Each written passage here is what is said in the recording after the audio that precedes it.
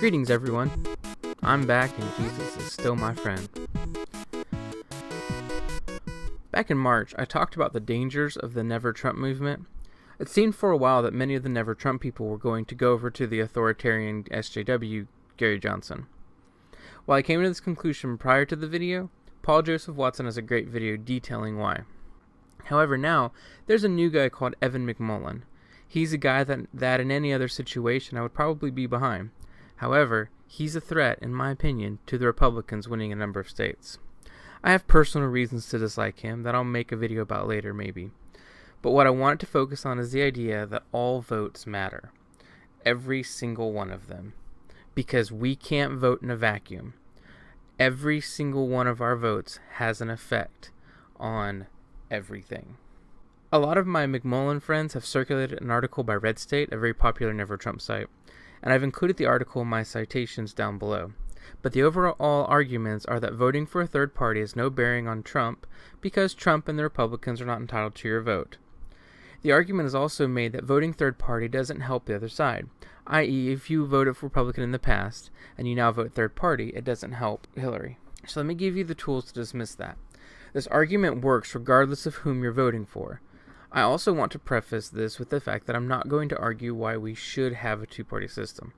I care about the truth. I care about rationality. I care about being informed. If you want to vote for one of the two major parties, great. If you want to vote for a third party, great as well. But don't vote third party under some misinformation. First off, the argument that a specific party is entitled to your vote is a straw man. It's not one that's being made that I've heard.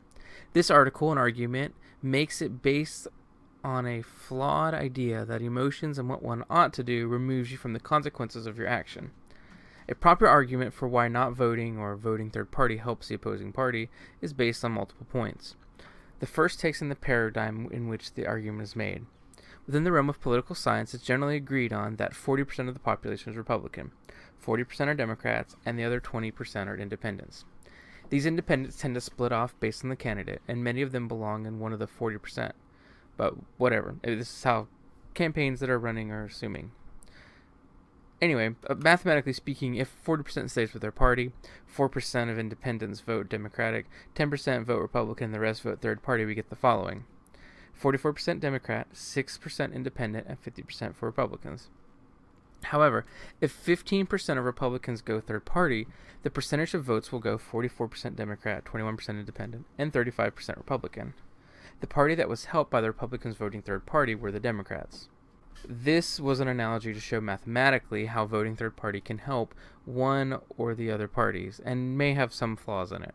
However, this idea is accepted within political science because of history. Within recent history, Ross Perot ran in a third party in 1992. His platform was a pro-business nationalist of sorts. He took votes from libertarians and most importantly Republicans. This allowed Bill Clinton to beat the sitting president and win the election with less than 50% of the votes. Not voting is equally as damaging. Take the example and just subtract 15% as opposed to adding it to the independents. 4 million plus Republicans didn't vote for Romney that voted Republican in both the primaries and the previous election year. The lack of these 4 million votes allowed Barack Obama to win. While no party is entitled to your vote, they depend on your vote in order to beat the other party. Like it or not, we live in a two-party system, and the best we can do is try to work from within the system. It's because of the Tea Party that we had 18 amazing candidates, and the most conservative candidates we've ever had running in recent history. Arguing that voting third party in a two-party system is not a scare tactic, not a form of manipulation, and in no way is it making a moral argument of what one ought to do. It's merely stating a mathematical and logical fact. Should you vote for third party? That's up to you. If you voted Republican in the past number of elections, and now you're not voting Republican is helping the Democrats, vice versa with Democrats. Every action we make has a consequence, both good and bad, and the goal of all of us should be to understand those consequences when making big decisions, and balance out the cost of the benefit. If you've enjoyed this, definitely let me know. You can reach out to me on Twitter at St. Elpis, or on Facebook at facebook.com/St. Elpis.